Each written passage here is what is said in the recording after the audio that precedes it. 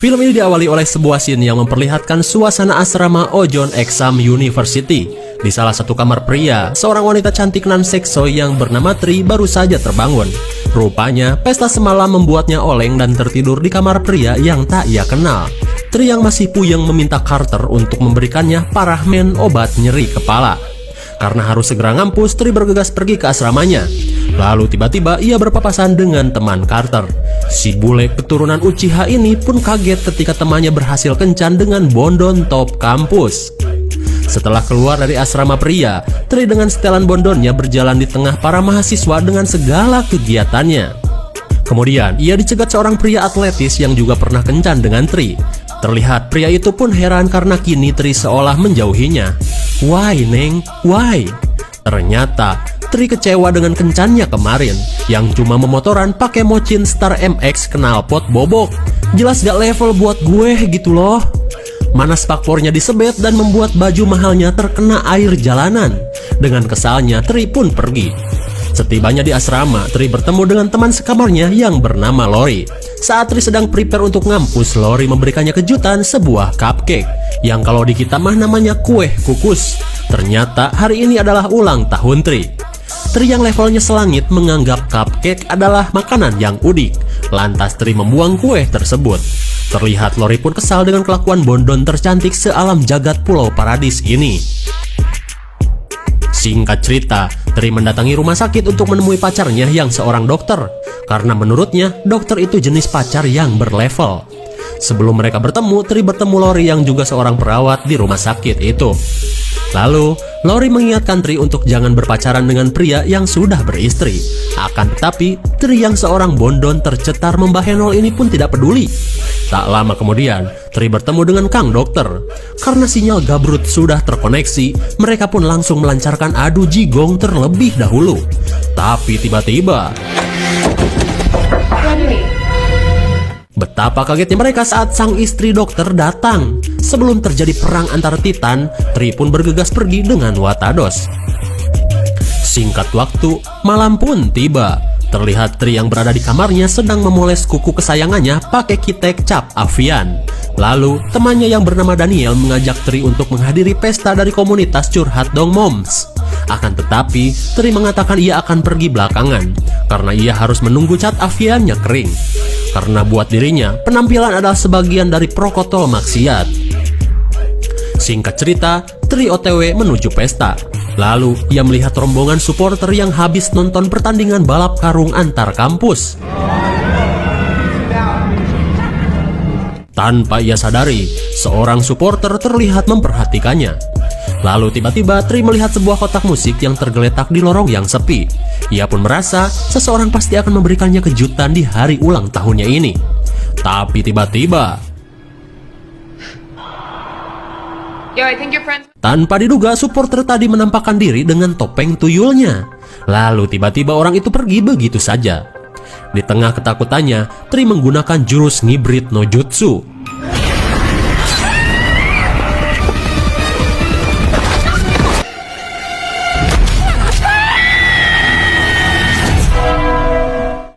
Untung saja itu cuma mimpi buruk.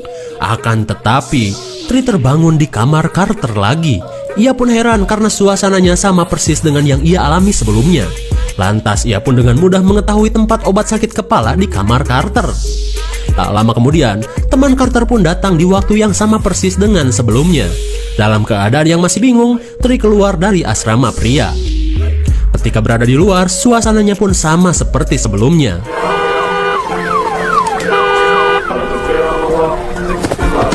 Ketika bertemu dengan pria atletis, Tri pun kaget saat mengetahui hari ini ternyata masih hari ulang tahunnya. Hah? Apa sebenarnya yang terjadi? Gua pura-pura gak tahu ya. Setibanya di asrama wanita, Tri menerima cupcake dari Lori. Tapi untuk kali ini ia tidak membuang kue tersebut, tapi hanya menyimpannya saja. Singkat cerita, Tri menemui Kang Dokter sama seperti sebelumnya. Kemudian ia mengunci ruangan si dokter untuk berjaga-jaga karena Tri mengira istri Kang Dokter bakalan datang. Gregory, are you in? Dan benar saja, istri dari si dokter datang. Tapi untungnya Tri yang sudah mengunci ruangan tersebut berhasil selamat dari peperangan antar Titan. Tanpa terasa, siang berganti malam. Tri yang sedang berada di kamarnya didatangi Daniel lagi. Lalu ia menyuruh Tri untuk segera memoles kebondonannya sebelum mati lampu, karena kota mereka sedang ada perbaikan listrik. Later. Singkat cerita, Tri OTW menuju pesta. Sama seperti sebelumnya, ia berpapasan dengan supporter kampus. Tapi Tri merasa heran karena ia merasa pernah bertemu dengan topeng tuyul itu di dalam mimpi. Akan tetapi, pria bertopeng itu malah kembali bergabung dengan teman-temannya. Kini Tri merasa apakah ia akan dibunuh malam ini? Lalu Tri menuju lorong asrama. Tri pun semakin yakin karena kotak musik itu ada lagi di sana. Kini ia tidak mau ambil resiko. Lantas ia berusaha mencari jalan lain. Setibanya di tempat pesta, ia pun heran karena tempat tersebut terlihat sepi.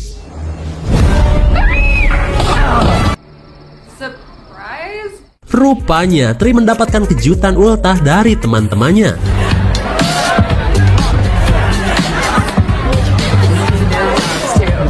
Di tengah pesta, Tri ditemui pria bertopeng yang ternyata adalah gebetan Daniel. Melihat pria idamannya seperti menyukai Tri, Daniel yang cembokur pun pergi. Lalu si Gondrong memberikan kode Gabrut untuk mengajak Tri ke kamarnya. Kode itu pun langsung direspon si Bondon yang langsung menuju kamar.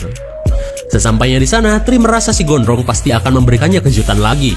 Ia pun segera mengecek tampilannya agar terlihat siap tanding 10 ronde. Tapi tiba-tiba...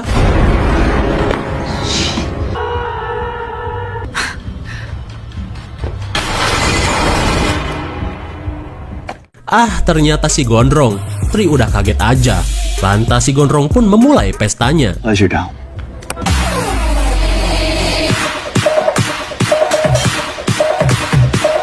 Saat si Gondrong sedang ngegeboy sendiri, Tri mendapatkan pesan dari Daniel. Ternyata ia cemburu karena Tri sudah merebut gebetannya.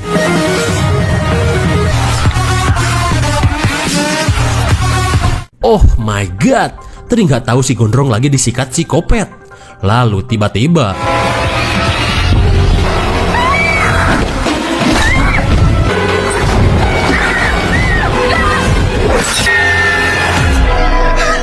Entah mimpi atau bukan, Tri pun kembali bangun di kamar Carter lagi. Keadaannya pun sama persis dengan dua kejadian sebelumnya.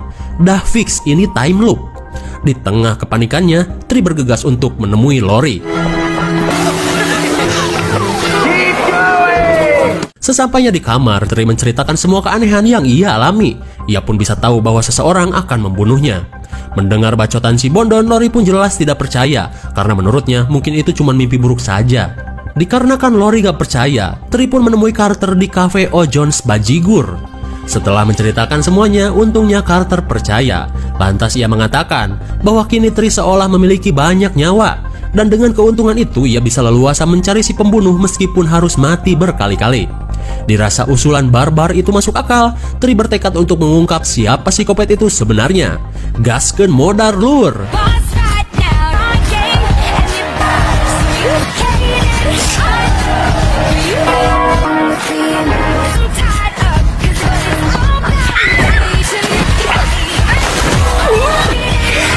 So exhausting.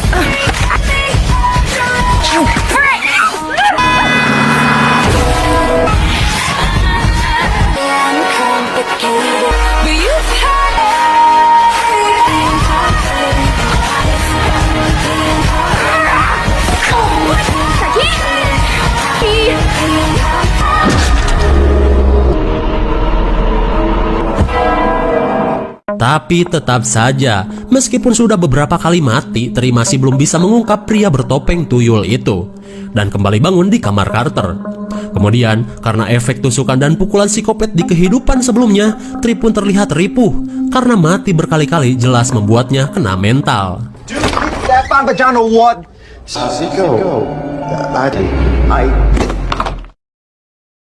Singkat cerita, Carter membawa Tri ke rumah sakit. Setelah Tri sadar, si AA dokter yang bernama Greg memberikannya hasil ronsen. Terlihat Greg pun heran karena Tri memiliki luka dalam seperti bekas tusukan. Padahal dari luar, Tri baik-baik saja. Oh my god, apakah berdampak? Tidak tahu juga sih.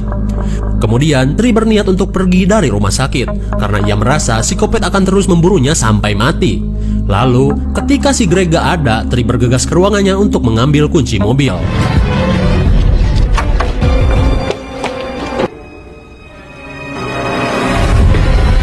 Tanpa diduga, Greg memiliki topeng tuyul. Ia pun curiga bahwa pacarnya itu adalah psikopat multiverse time loop. Setelah kunci mobil ia dapatkan, dengan perlahan Tri menuju ke parkiran. Tree, it's just me. Tapi ternyata Greg bukanlah psikopat. Lalu ia pun ngabret seedan-edannya.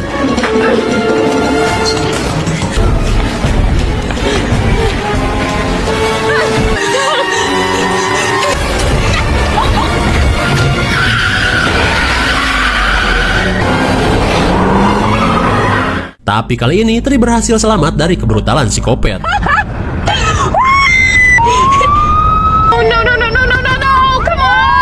Dan tanpa diduga, Tri yang kebut-kebutan membuatnya malah ditilang. Kebetulan, Tri yang masih diburu psikopat mempunyai ide.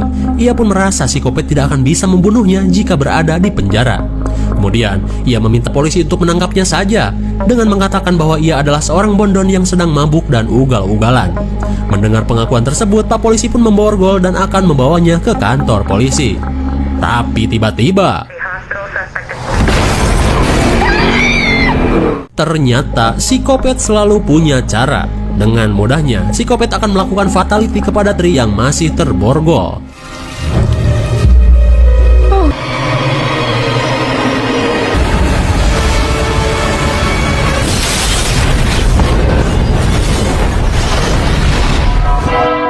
Untuk kesekian kalinya, Tri terbangun dari tidurnya. Kemudian, Tri mengulangi lagi semuanya dengan menjelaskan detail kejadian kepada Carter. Ia pun menunjukkan kemampuannya dengan menebak semua hal yang akan terjadi, karena jelas ia sudah melaluinya berkali-kali. Carter yang terpesona pun penasaran dan melanjutkan obrolannya di Ojohn's Cafe. Singkat cerita, setelah menjelaskan semuanya lagi dan lagi, Tri merasa semua rencana itu sia-sia dan akan kembali gagal. Terlihat Carter pun baru tahu bahwa alunan kentut seorang bondon cukup merdu. Kayak mencret gitu ya. Tak lama kemudian, Tri mendengar sebuah berita tentang seorang buronan dirawat di rumah sakit. Mendengar kabar tersebut, Tri teringat dengan sebuah kamar yang sedang dijaga polisi. Ia pun yakin bahwa buronan itu adalah psikopat bertopeng tuyul. Singkat cerita, Tri sudah berada di rumah sakit. Dengan sebuah kapak, Tri menuju kamar dari buronan itu. Akan tetapi, si buronan sudah menghilang entah kemana. Lalu tiba-tiba,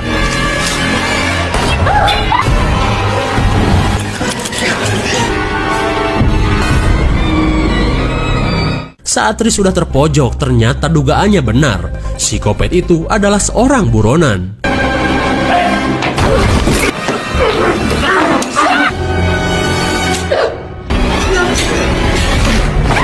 Tri pun syok parah saat melihat Carter, teman seperjuangan di time loop, malah modar. Melihat psikopat semakin beringas, Tri pun langsung ngabret seedan-edannya.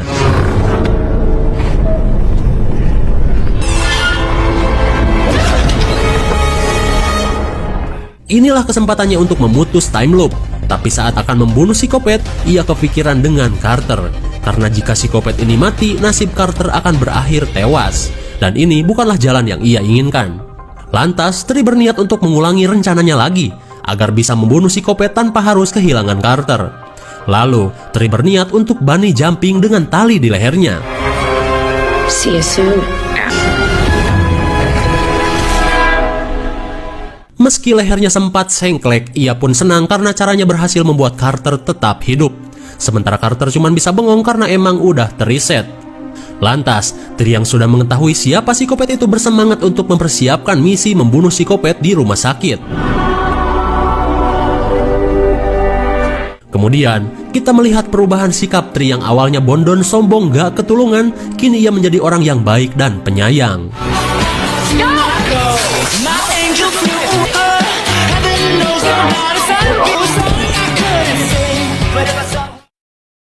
Sesampainya di asrama, Tri langsung prepare dengan memakai setelan pemburu psikopat.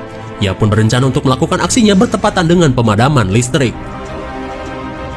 Kemudian Shin beralih ke rumah sakit. terlihat seorang polisi sedang anteng menunggu si buronan yang sedang dirawat.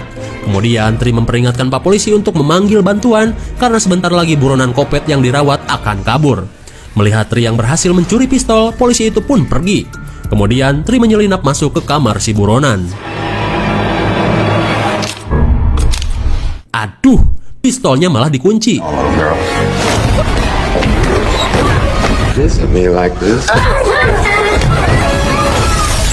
Saat Tri sudah ripuh, si buronan dengan leluasa akan melakukan fatality.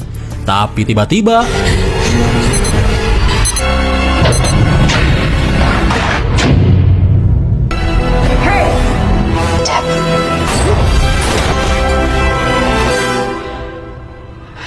akhirnya si buronan itu pun tewas. Singkat cerita, Tri bersama Carter merayakan ulang tahunnya dengan cupcake dari Lori. Terlihat Tri pun merasa lega karena berhasil mengalahkan si kopet yang terus memburunya dari waktu ke waktu.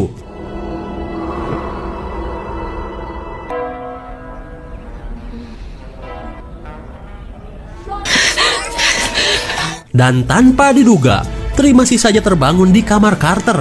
Kok bisa? Karena sudah muak dengan nasibnya, Tri bergegas menuju asrama. Setibanya di sana, ia berniat untuk pergi saja dari kampus. Kemudian seperti biasa, Lori menghidangkan cupcake andalannya. Tapi tiba-tiba Tri baru sadar bahwa kematian terakhirnya tadi dikarenakan kue cupcake. Tri pun sadar bahwa Lori berniat untuk membunuhnya dengan meracuni cupcake ini. Tapi karena Tri selalu gagal memakan kue tersebut, Lori yang seorang perawat mencari cara lain untuk membunuhnya dengan membebaskan si buronan di rumah sakit agar bisa membunuh Tri. Mendengar penjelasan dari Tri, Lori merasa bahwa Tri mengada-ngada. Lalu Tri menyuruhnya untuk memakan kue tersebut jika memang tidak ada racunnya. Dan benar saja, Lori tidak mau memakannya. Sudah jelas. Saat Tri terpojok, ia heran kenapa teman sekamarnya itu berniat membunuhnya. Kemudian, Lori menceritakan bahwa sebenarnya ia cembokur kepada Tri yang bisa berpacaran dengan dokter. Jablay kampus dapetin dokter, lah gua udah jadi perawat masih dikacangin. Ternyata Lori juga menyukai kang dokter yang sudah beristri. Lalu, Lori melampiaskan kemarahannya dengan berkata, "Kamu adalah bondon pelakor kelas Tri." Mendengar bacotan Lori, Tri yang merasa bondon kualitas ekspor pun ngamuk. Just gonna have to do it again.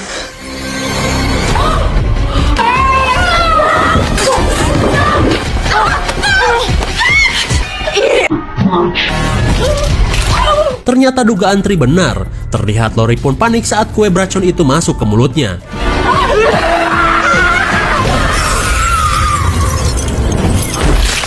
Lori si bucin berlevel noob langsung modar saat kepalanya mencium beton kampus.